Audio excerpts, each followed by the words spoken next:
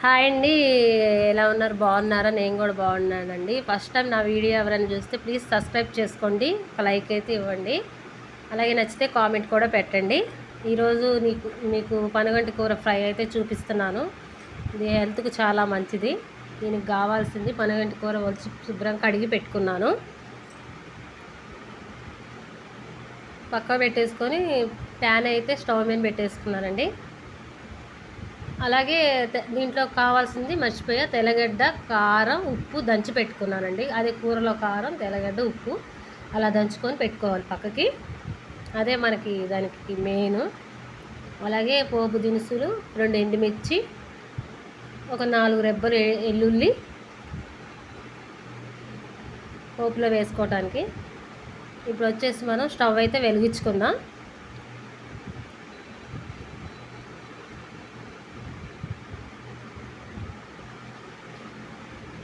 Stove వేడెక్కినాక oil అయితే వేసుకుందాం తగినంత.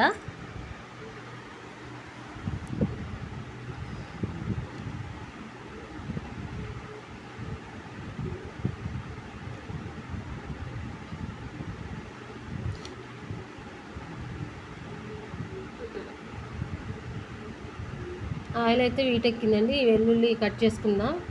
కట్ చేసుకొని వేసేసుకుందాం. స్మెల్ బాగుంటుంది అనమాట. ఇది ఏ కూరలైనా నేను ఇలాగే వేస్తానండి. మీరు కూడా ట్రై చేయండి ఒకసారి. వేసేసుకుందాం. అలాగే 2 ఎండుమిర్చి కూడా చుంచుకొని వేసేసుకుందాం. ఇప్పుడు ఒక స్పూన్ వచ్చేసి పోపు దినుసులు అయితే వేసుకోవాలండి. బాగుంటాయి పొలుకులుగా.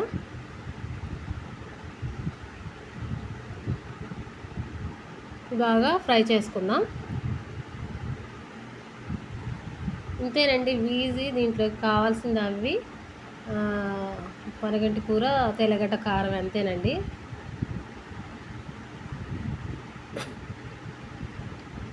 బాగా ఫ్రై అయిపోయినాయండి. ఇంకా అదైతే వేసుకుందాం పనగంటి కూర. ఆల్రెడీ నేను తెల్లగడ్డ, కారాలు, ఉప్పు వేసి దంచాను కాబట్టి దీంట్లో పైన లైట్గా వేసుకుందామండి మొగ్గటానికి. ఇప్పుడు ఉప్పు అయితే వేసుకుంటున్నాను నేను లైట్గా.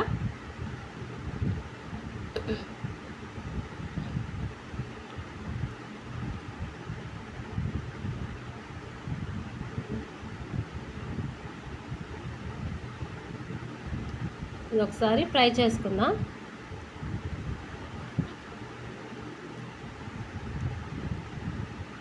బాగా ఫ్రై చేసుకొని ఒక 10 నిమిషాలు అయితే ఇది బాగా మూత పెట్టి మగ్గనిద్దామండి. ఎందుకంటే మనకి బాగా ఇది ఫ్రై అవ్వాలన్నమాట ఆకుకూర అనేది.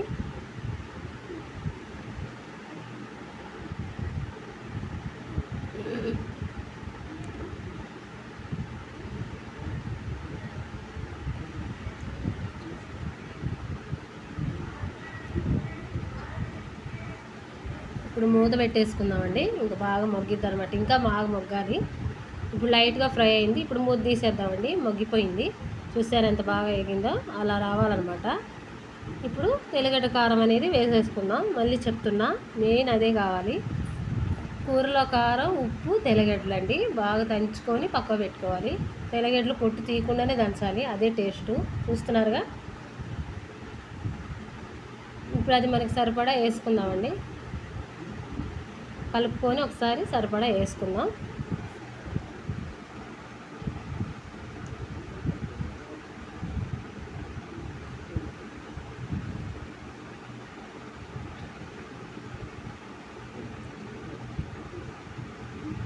కలుపుకున్నానండి. ఇప్పుడు వేసేసుకుందాం. నేనైతే 4 స్పూన్లు అయితే వేస్తున్నానండి కారం. నాకు సరిపోద్ది అనమాట.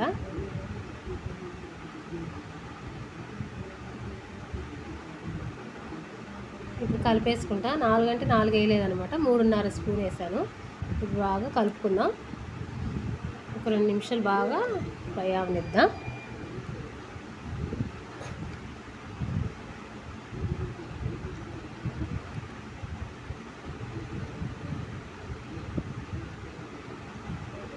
చూసారు ఎంత బాగా వచ్చిందో కర్రీ. బాగా ఒక నిమిషం ఫ్రై ఇద్దాం. అదే ఫ్రై చేసుకుందాం.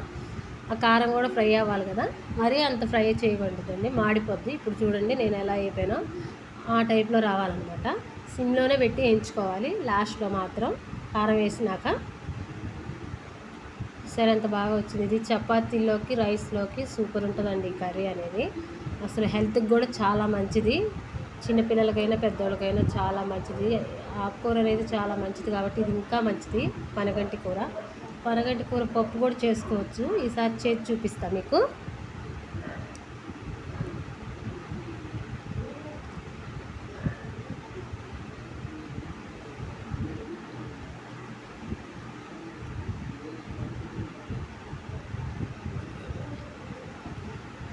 ఇంకా అంతేనండి, అయిపోయింది కర్రీ అనేది. ఇంకా స్టవ్ ఆఫ్ చేసేసుకొని ఇంకా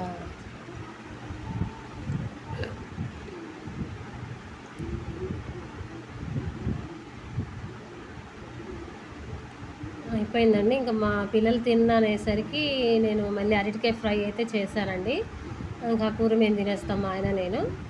ఇంకా అన్నం వడ్డించేసుకుంటున్నాను నైట్ పిల్లలకి, నేను మా ఆయనకి. ఇంక ఇంతేనండి ఈ వీడియో. ఉదయం జరిగే వీడియోకి మ్యూజిక్ అయితే వస్తుందండి, తప్పకుండా చూడండి.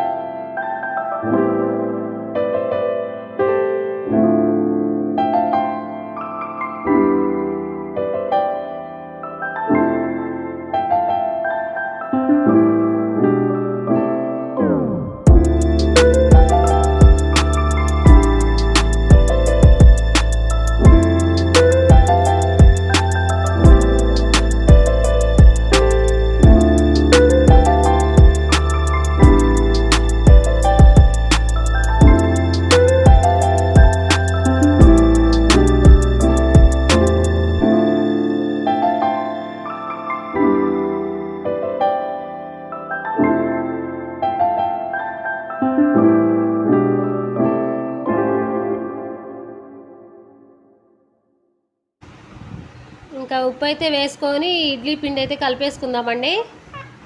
దాంట్లోకి ఉప్పు తగినంత, అలాగే కొద్దిగా సోడా ఉప్పు అండి, మెత్తదనం కోసం ఇడ్లీకి కొద్దిగా అయితే వేసుకొని బాగా కలిపేసుకుందాం. కొద్దిగా వాటర్ అయితే పోసుకొని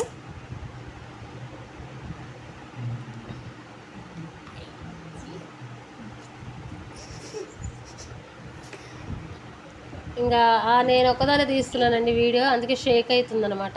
ఏమనుకోకండి, పిల్లలు పడుకొని ఉన్నారు, తీయటానికి కుదరలేదు, అందుకే నేనే తీసుకుంటున్నాను.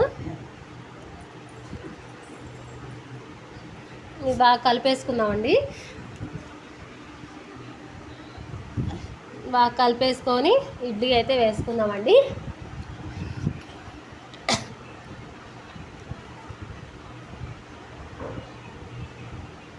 రౌండ్ తిరుగుతుందండి, ఒక చేత తిప్పుతున్నారు కదా.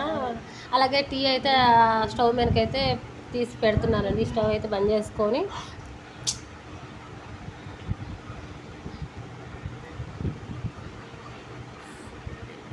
చట్నీ అయితే తయారు చేసుకుందామండి. స్టవ్ ఆఫ్ చేసుకున్నా, దాని మీద పెట్టుకున్నాను. చట్నీ అయితే చేసుకుందామండి. నేను చట్నీ అయితే పల్లీలు అవేమి వేపనండి, అలాగే పచ్చివే వేసేస్తాను ఎప్పుడైనా చట్నీలోకి. పల్లీలు, అలాగే పుట్నాలు,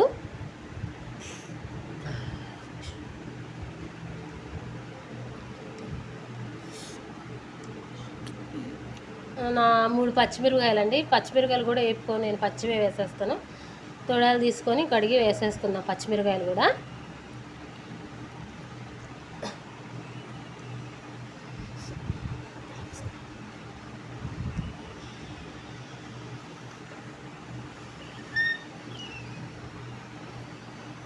పచ్చిమిరకాయలు అయితే శుభ్రంగా తొడాలు తీసుకొని కడిగి వేసుకుంటున్నానండి 3.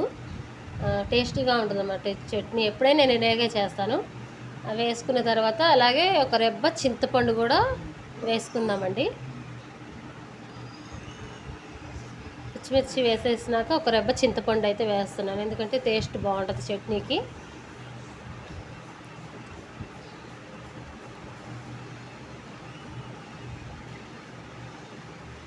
ఒక రెబ్బే వేయాలండి, ఎక్కువ వేయద్దు, లేకపోతే పుల్లగా ఉంటుంది అనమాట. వేసుకున్నాక శుభ్రంగా రుబ్బేసుకుందాం, మెత్తగా గ్రైండ్ చేసుకుందాం. చూపిస్తున్నాను మీకు. గ్రైండ్ చేసేసుకొని ఇడ్లీ ప్లేట్లకి అయితే నేను ఆయిల్ అయితే అప్లై చేస్తున్నానండి, ఎందుకంటే ఇడ్లీ బాగా వస్తుందని స్మూత్గా. అన్నిటికీ ఆయిల్ అయితే అప్లై చేసేసుకుందాం.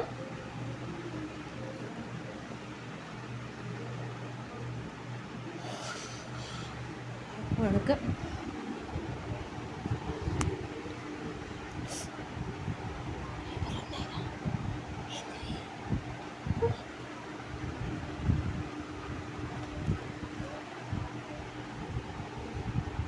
అన్నిటికీ అలాగే అప్లై చేసుకుందామండి. ఇడ్లీ పిండి అయితే బాగా కలిపేసుకుందాం. ఒకసారి కలుపుకొని ఇంక ప్లేట్లో వేసేసుకుందాం.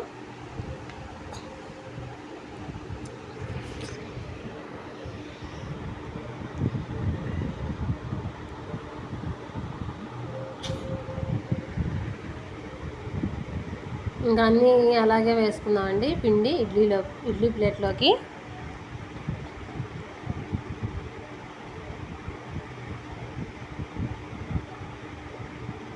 నాకు ఎందుకంటే దోశల కంటే ఇడ్లీ పెట్టడం ఈజీ అనిపిస్తుంది అండి, ఎందుకంటే మనకి పెద్ద పనే ఉండదు, ఒక ఇడ్లీ ప్లేట్లు తప్ప తోమటానికి.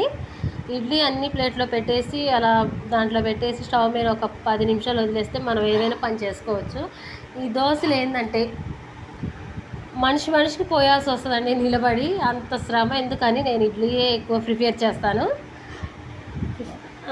ఎక్కువ ఇడ్లీయే చేస్తానండి. అప్పుడప్పుడు చపాతి, ఇంకెప్పుడన్నా దోశ చేస్తానన్నమాట. నాకు ఇడ్లీయే ఈజీ అనిపిస్తుంది. అన్నీ ప్లేట్లోకి వేసుకుందాము ఇడ్లీ పిండి.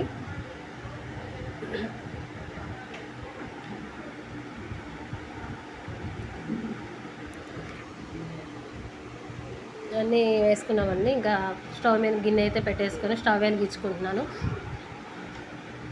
తగినన్ని వాటర్ అయితే పోసుకుంటున్నానండి.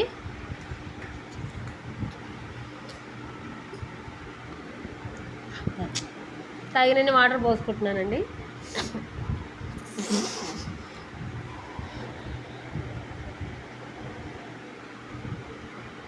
మా అబ్బాయి అండి కొద్దిగా జలుబు చేసింది, అందుకే అలా అన్నాడండి. ఇంకా వాటర్ అయితే తగినన్ని పోసుకున్నాను.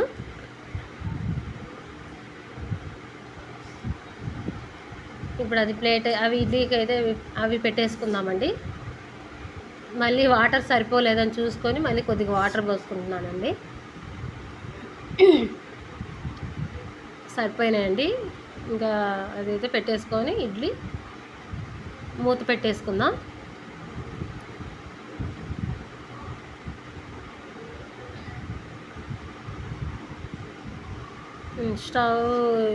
స్టవ్ మీద అయితే పెట్టేసుకుంటున్నానండి. స్టవ్ అయితే వెలిగించుకొని, ఎందుకంటే ఇటు మనం చట్నీ పోపు వేసుకోవచ్చు కదా, ఎందుకు టైం వేస్ట్ అని అవతల అయితే పెట్టేశాను. ఇంకా చట్నీకి తగినంత ఆయిల్ పోసుకొని దాంట్లోకి ఎండుమిర్చి ఒకటి, తిరగమాత గింజలు, కరివేపాకు, కొద్దిగా లైట్గా పసుపు వేసేసుకుంటున్నానండి.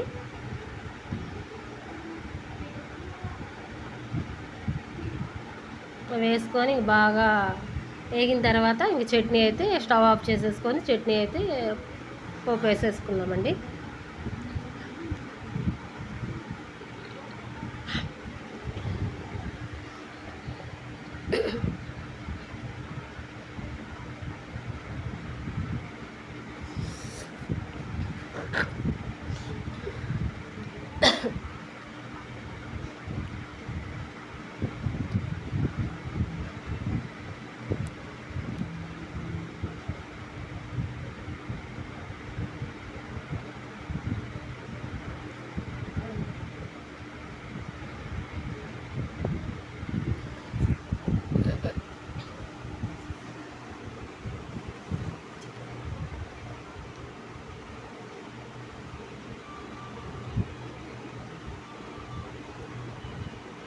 చట్నీ అయితే ఇంకా స్టవ్ ఆఫ్ చేసేసుకున్నానండి. ఇంక చట్నీ అయితే వేసేసుకుంటున్నాను. అగో చూస్తున్నారా, కొంచెం వాటర్ పోసుకొని చట్నీ అయితే వేసుకుందాం.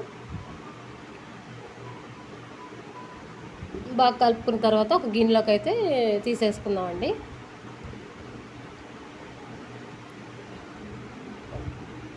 గిన్నెలోకి అయితే తీసేసుకుంటున్నానండి.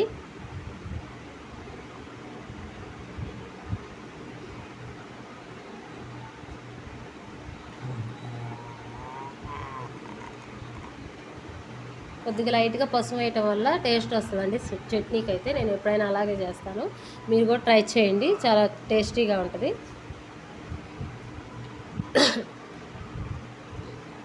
ఇప్పుడు కొంచెం తగినంత ఉప్పు వేసుకుందామండి. ఉప్పు వేసుకొని సరిపడా కలుపుకుందాం. సరిపడా కలిపేసుకుందామండి. ఉప్పు చూసుకుందాం సరిపోయిందో లేదో.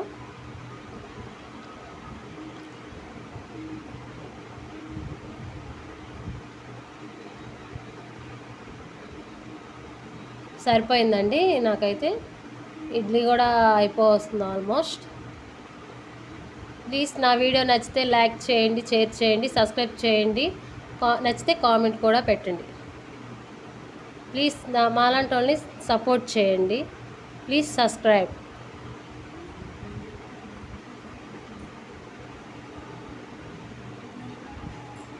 బాయ్ అండి.